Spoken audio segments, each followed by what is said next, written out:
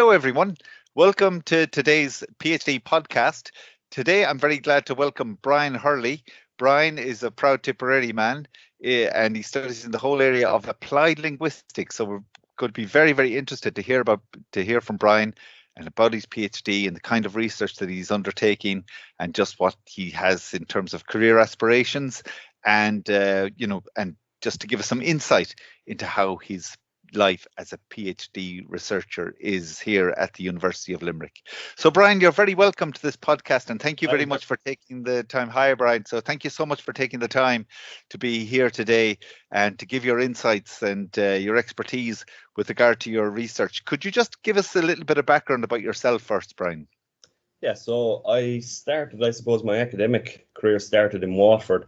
I began with a BA in English and Sociology. And after Waterford, I worked for a time in PR, and mainly kind of worked in marketing, PR, and media, predominantly working with small businesses to kind of generate a bit of public relations and a bit of, I suppose, public interest in their businesses and stuff like that. I mainly kind of specialised in small and medium enterprises, and working with those to kind of build their online profiles and things like that. And I did that, I suppose, for a few years. I also taught English as a foreign language in Limerick for a while. And it was kind of I suppose, after I started teaching in Limerick, teaching English as a foreign language, that I got kind of interested again in maybe going back and doing a bit of study myself. So I started talking to my former lecturer in Waterford, who mentioned applied linguistics. And that's how I kind of came to, I suppose, to be interested, or came into the realm of applied linguistics in University of Limerick. Great. And just in terms of your PhD, Brian, where did this, interest? You obviously had the interest, obviously, that was kind of engendered there down in Waterford with regard to applied linguistics. But where did it come about? The interest in doing a PhD in the whole area of applied linguistics, because it's quite a step, to have an initial interest to doing a PhD in the area. Yeah, exactly. So I suppose when I started the MA, I'd kind of always had an interest in the kind of fusion of language and society, and how language is used within society, and how we kind of navigate the world through different kind of context-specific frames that are built by discourse and language.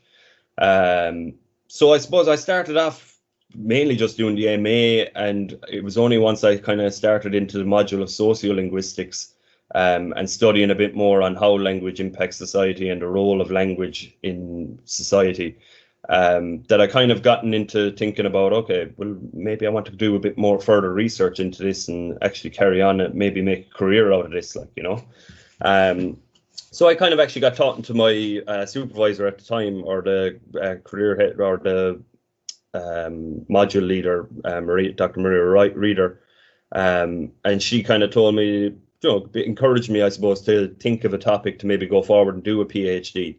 And I suppose the idea for the actual subject topic came from, I left school in 2009, finished my Leaving Cert in 2009, and kind of came out into an Ireland that, when I was growing up, was going through this amazing boom. And suddenly when I came out of secondary school, there was nothing, no jobs, no real kind of avenues or pathways into any form of kind of solid work or anything like that. So I kind of basically, I remember thinking at the time that there was this kind of an odd feeling around the place, and nobody kind of knew what they were doing, or where to go or what to do, and it kind of, I saw the media and I saw how all of these institutions kind of were almost using language to kind of, I suppose, build their own idea of the world that was around them, and to create a reality that I never saw in my world, and that's where my first interest, I suppose, in how language can be applied within social structures, that's kind of where it first came from. And then as I kind of moved forward, I moved to Australia for a while, and I worked in various countries in Europe and places like that. And I think it was Denmark that was the first country where I lived that I kind of first saw how, I suppose, a society works when you get things right. I remember working there, and I only worked as a fruit picker. I was only 19 at the time, and it was amazing how organized and how kind of thoughtful they all were. Even when you spoke to people, I used to work in like speaking to people if you went out, or I spoke to a lot of younger people in the likes of Copenhagen, places like that, and I was shocked by how knowledgeable they were about not just kind of like about their culture and about their society and about how the social structures work, how the political structures work, how all these economic structures work. Like they were far more knowledgeable than myself and my friends who were their same age coming from Ireland, but we had no idea as to kind of any rights or anything that we were kind of due, you know. And my experience in Denmark definitely kind of set a tone for how I was going to approach my study in the preceding years, you know. So then after I spent a year in Australia working, building sites and all this thing, and it had always been a kind of goal to go back and study at university and to go back and do well, I was originally planning on being an English and history teacher. So I went back and started studying English and sociology. And it was, I suppose, in Waterford where I met a lecturer, Dr. John O'Brien, who kind of encouraged me, I suppose, a bit more to start writing, and a bit more to kind of start maybe kind of moving into the realm of media and writing articles and writing press releases and getting used to kind of working with all these businesses and stuff like that. And that's where I started working, I suppose, first as my first kind of gig, I suppose, as a journalist working with a Canadian media company who were a bit interested at the time, basically, in the whole water movement in Ireland and the Irish water protests and stuff like that. So myself and a couple of friends decided, you know, we'll take this on and we'll build our own little media platform. So we basically decided that we'd go off and we'd cover all this Irish water protests and stuff like that. And again, I suppose that was another kind of stepping stone towards where I'm heading at the moment. Again, you saw the role of language in society and the role of how all these institutions use language in society and things like that. So it kind of moved on from there, really. And I've always had an interest from, I suppose, that day forward was always interesting to me, I suppose, was this role of language in society and was this role of discourse, especially almost why people think certain things are true and why these things become true. And this kind of, I suppose, the idea around common knowledge has recently been my kind of main focus of study, I suppose, you know. Okay, fantastic, Brian. And then that's really fascinating to hear about your background. You know, so diverse and so, you know, intriguing to have that, you know, like to have such a kind of a checkered background to come and to bring that into your, you know, to bring all of that experience and knowledge and intercultural awareness into other, you know, into your research. But how then did you end up doing a PhD specifically at the University of Limerick? Yeah, so I suppose what kind of made me, after talking to Maria, I was kind of always wanting, UL has always kind of interested me from the point of view that it's my local university. It's also, for me, I think the role of academics should be within their local area. So for me, I think to do a PhD in my local area and to actually, you know, use my local area as my kind of data set and my topic is important, because the University of Limerick, like I said, it's one of those institutions which has been grown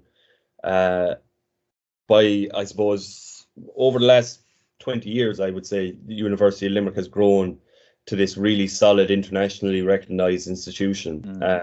And to me, like I said, to me, it's a great opportunity, but also it's, I suppose, a personal thing as well, that I'm just proud to be able to go and do my PhD in my local area and to represent the University of Limerick, I suppose, given all the opportunities that they've given me, to be honest. Okay, fantastic. And tell us, Brian, what are you working on right now? You know, do you have like a next milestone with regard to your PhD? What kind of research are you undertaking at the moment? So at the moment, it's actually, I suppose anyone doing the PhD the first year is predominantly reading. So you just read.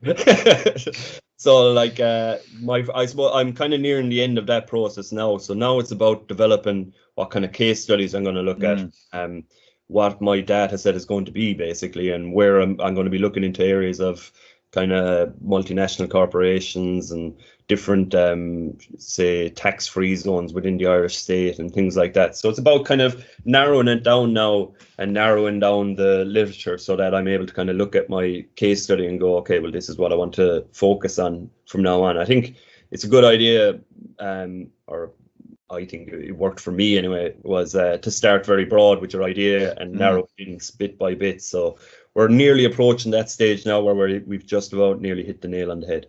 Okay, fantastic. And I suppose my next question would be about, what's a typical day with regard to your PhD. But at the moment, I suppose it is predominantly as you outlined it. It is, yeah. I mean, the day is as a PhD as well. It's not like, I mean, when you're just doing your PhD, there's other activities, I suppose, that you do as well. I obviously do tutoring, and I do a lot of other kind of additional work to help fund the PhD, but also to gain more experience myself, I suppose, in this field. So like the day normally consists of start early, start reading, start developing your notes. I think note taking is as important as reading, to be quite honest, and being able to organize your notes and being able to organize the literature as it comes out. So that's kind of one of the main roles that you do during the day. And then, of course, like I said, you're always looking for opportunities for like doing the likes of this podcast or writing an article, or you kind of have to be flexible, I think, doing a PhD, and you have to be, I suppose, willing to kind of put yourself out there and to put a bit of effort and work in behind it as well. Yeah, great. And at the moment, Brian, I know you're still at the very early stages of your of your PhD, but has there been an instance, where you have encountered a problem, and would you be able to give us some example of maybe some issue that you encountered and how you confronted that and even perhaps overcame that also? Yeah, so like one of the big and it's always an issue, I think, with every PhD is with regard to kind of funding and how do you go about it, like, because it's a daunting task when you first begin to kind of, when you look at the fees and you're thinking, oh my God, how am I going to afford all this, like, but one of the things I suppose that I kind of worked on with my PhD, and one of the challenges I kind of came up against was definitely at the beginning trying to balance doing your studies with work and funding PhD. And I suppose how I overcame it was by, again, I think you have to think very carefully about the area you're going into, but also try and, I suppose, think very carefully about what sort of job you can take on while you're doing your PhD. So I was very lucky. I was able to take on a teaching English language job, which was very flexible and very kind of worked very well for me, because I was able to kind of work around it, basically work PhD around it. And I think that's an important it's an important roadblock that you have to get around if you're doing a PhD, unless obviously, look, there's people that get fully funded PhDs and that's the best one of all. But for most of us, you don't get a fully funded PhD. You might get a partially funded one. So it's about trying to, I suppose, ensure that you're able to have a life alongside the PhD as well. And that's it's that balance again between, we all have to work hard and we all are, put an awful lot of hours and time and effort into this, but it's important as well to realize that you have to strike that balance as well. And I think in the current climate with the mental health issues we're having and stuff, that's an important kind of, like I said, an important roadblock that you have to learn to navigate, Yeah, it's huge, actually. Yeah, that's really fascinating. Just and the whole issue of funding, it is it's a deal breaker actually for so many people. Like whether if they can get funded in an institution, it makes such a that leads a lot of people actually to towards a particular institution rather than in preference to one maybe that might have been higher on their list of preferences. So yeah, it's just it really can make such a difference. So hearing your perspective of being a self-funded student, that's an interesting one, because we don't come across too many self-funded students necessarily, like completely self-funded, Exactly. So that's look, I mean, I think it's one of those where I had a similar thing with the MA, to be honest, where I didn't, again, never got funded for the MA. So it kind of, to me, it was always one of those where you just get on and do with it. But again, I think for anyone, like, it's a good example set that, like, you don't have to be funded to do a PhD either. You can do it this way, and it is possible to do it this way. It takes work and it takes effort and it takes time, but it is possible, and it is, it's not something that should kind of frighten anyone or put someone off doing a PhD. It's something that, it's a challenge, I suppose, that you're either willing to accept and take on and go with, or some people, like I said, it is a step too far. But it just, I suppose, it's a nice thing to highlight, because it's one of those issues that always comes up with people doing PhDs, is the funding side of it, and how they're going to fund themselves. So, like I said, it is possible to self-fund it, and I'm doing it at the moment pretty successfully. So, like I said, I think it's important that anyone that's looking to do it realizes that funding isn't the be all and end all, and you can still do a PhD without it, like, Okay, so Brian, I'm just going to ask you, that's really fascinating. But I'm just going to ask you about, we hear so much about impact, and obviously from what you've said earlier, it's pretty obvious that, you have assessed and you've thought about and contemplated the potential impact of your research. What would you like the impact, or even if you were to talk about what the potential impact of your research could be, what would you like it to be? I think the most important thing that could come from it would be the acknowledgement, I suppose, of the acknowledgement that there isn't just one way to work as society. There isn't just one way that we have to go about this, and that actually, like, I think in the modern societies, we often kind of feel like we're pigeonholed a lot of times. There's kind of only one way you can go and do this stuff again, and it kind of filters, I suppose, on from the talk we were just having about the funding. Like, I mean, there are ways you can go about this and do this, and I think in Ireland we've become very kind of I suppose we've become very confined to how we think about economics, and how we think about social structures, and how we think about class and race and all things. And it's not surprising. I mean, Ireland, it's a young country. So, like, it's a young country, and I think as a young country, we are only developing a kind of a way of doing things ourselves, and I think it's important. What my study, I would hope, adds to is the beginning of a kind of a critical discourse analysis culture in Ireland, where we can critique ourselves and we can critique our belief systems and our economic system, and any form of institutions that need to be critiqued or need to be examined, that we can examine them not through the mediums of kind of online social media platform, or kind of monitored TV shows or stuff like that, through genuine kind of discourse and genuine kind of people talking together and people trying to come to solutions together through discourse. If I was that would be kind of one of my hopes, I suppose, for what the study could achieve. Yeah, fantastic. Because, as you say, with regard to social media, people, you talk about people in silos, or, or forms of thinking within silos. But a lot of that kind of, very constrained thinking, for me, seems to be amplified even further on social media, where you're, where the chance of nuance is very, very is very restricted, and it's managed. It's micromanaged. Social media is micromanaged, essentially. Like, your kind of what you put out there tends to dictate what groups you get put into. If exactly. You start following things, or you start following certain people, you'll start to probably see more people who follow that same person. So it's a kind of a managed platform where you don't even get to see external ideas from your own. You kind of only see your own little world of kind of stories and discourse. And look, that isn't. I'm one of those where maybe I'm just a bit over optimistic about it or something, but I do think that we will sort that out, and I do think that social media has the potential to actually be a very good and very useful tool for future kind of development. But at the moment, again, we need to have the conversation. And in Ireland, we kind of have this weird relationship, I suppose, with social media companies, and that where we're kind of reliant on them an awful lot as well for our economic stability and our progress and stuff like that. So you see with the whole Apple tax case recently and Facebook out in Australia and things like that, I think the kind of battle between the state and these private media companies is only just beginning, and I think it's something probably going to become a lot more to the fore now in the next couple of years.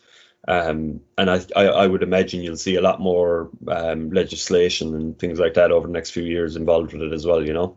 Yeah, that seems almost inevitable. Yeah. That's really fascinating.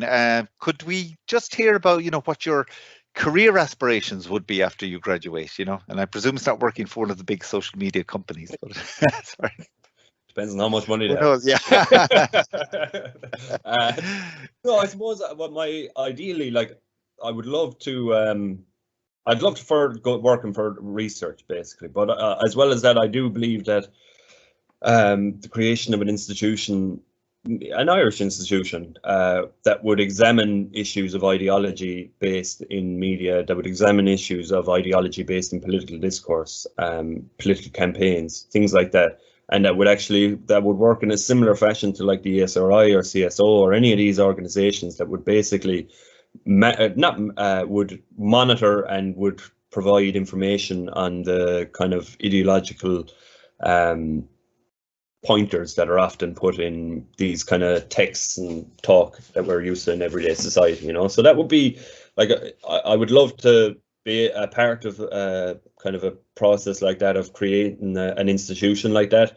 But like I said, also just the opportunity, I suppose, to carry on my research would be the main goal, I suppose, really. Even if it is working for one of those social media companies. Yeah. And tell us, Brian, what would you say? You have so much experience, as you said. You talked about your work, with small and medium enterprises, and all your experience in the world outside of academia. But what would you say, would be the advantage to you of doing a PhD instead of doing something, that somebody with your career, with your qualifications, would be rather than work that someone with your qualifications would be expected to do at this stage of your career, what would you say is the advantage of doing a PhD rather than following a career path at this stage? I suppose one of the major advantages of doing a PhD is the opportunity to network with individuals from all, like, again, I recently got an opportunity to work on an international project where, you get to meet researchers who are of a similar mind and are working in a similar field, and you're meeting these people from all over the world. And I think it's not that the opportunities aren't there with or without a PhD. It's the fact that the PhD allows and gives you this platform to be able to go and do these things. And I think that's it's a wonderful opportunity, to be quite honest, to be able to take on. And again, it's one of those things that I feel very lucky to have been able to take on, especially at a later stage. Like, I kind of came back to academia rather than went through academia, Yeah, fantastic. And just the last question then, Brian, would be what advice would you give to someone who's thinking of doing a PhD? I would definitely, it's one of those where I always think that, like, a PhD in one way to me is a sort of a marathon, not a sprint. And you kind of, it's a more a test of your endurance and your ability to kind of continue to be continue to research and continue to kind of test yourself and motivate yourself. It's a wonderful kind of personal personal journey that you go on, because it is a lot of the time you are working on your own and you are kind of using your own motivations and stuff like that. So, like, again, I think it's as much character development and character building as anything else, and it's a real test and sign of character to be able to get through the PhD and complete it. So my advice is to kind of think carefully about it and prepare yourself to kind of be prepared to go in and to make the commitment to go through with it, because it is a commitment and it is it's a process, but it's a very rewarding process if you're willing to make that commitment. Yeah, that's great, Brian. I think one of the things I wish I knew or wish I'd been told before I started my PhD, and this comes up so much in the literature now, and you hear people like Hugh Kearns talk about this all the time, is just the importance of persistence, and Yeah. tenacity, Yeah. and just how, yes, talent is one thing, but persistence and Yeah. tenacity are so much more important traits, with regard to doing a PhD, than Exactly. Yeah, that's the main one is you have persistence. You have to be kind of relentless almost in how you pursue it, yeah, because Um, you're going to go through so many disappointments on the way, it's things exactly. that, And like everything, there's ups and downs, I suppose, on every, no matter what you do, whether you do a BA, MA, or yeah, PhD, there's always going to be an ups and downs. And I suppose the good thing about the PhD, or the kind of great um, reward you get, is being able to test yourself, and also, as well as that, like, to know as well that you kind of have a lot of safety nets under you. Like, I mean, mm, you do University of Limerick, there's fantastic supports there for PhD students, so you kind of have the safety nets, so it gives you the kind of the confidence to say, all right, go on, I'll take it on, and I'll go forward with it. yeah, fantastic, Brian. That's brilliant. Thank Yes, you sir. so much for your insights into your research, into your background. Your just the way that you've thought about your research is so refreshing. Just to hear about the way that you want to take it and the potential impact of it. Like, is really, that's something which could be pretty fascinating, actually. Yeah, Like, and I think that's something which will be something from which we can, so many of us can benefit, to yeah, get that kind of, to it's just brilliant to have someone, with your background, someone who is, will say, who has come, as you say, not through academia, through academia, but into academia from yeah, outside, and seen the other side yeah. of, and seen the the world of work before venturing into the academic realm. So that's brilliant. That's, really, really fascinating. I look forward to hearing much more about your research and to reading papers that you write throughout your PhD and beyond. So thank you so much, Brian. It's been a Thanks, real sir. pleasure to have you today. And uh, best of luck with your PhD and with your future career. So thank you so much, Brian. Thanks, sir. Thanks Talk very to you much. soon. Take care. Thank you, Brian. Bye bye. Bye bye.